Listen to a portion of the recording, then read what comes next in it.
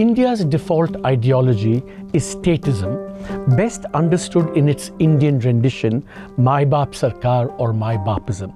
It connotes the state as provider and protector, refuge and comfort, even though the state has been an apathetic parent, an absentee landlord. Nehru is very, very aware that we created this space for the private sector, and yet we didn't allow the private sector to flourish. Did you know that the Indian railways, the freight trains, never had a timetable?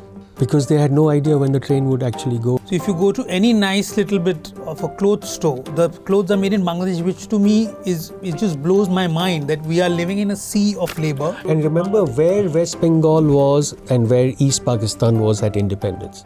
East Pakistan had no industries. To be fair to the southern states, I think the reason why what they say has some merit, what we show is that these transfers have been rising and rising and rising over time with no kind of cap to that, and in the context of seeming to reward underperforming states. One of the most shocking things that you guys say is that you disbelieve the GDP data and you put a figure of around 3%.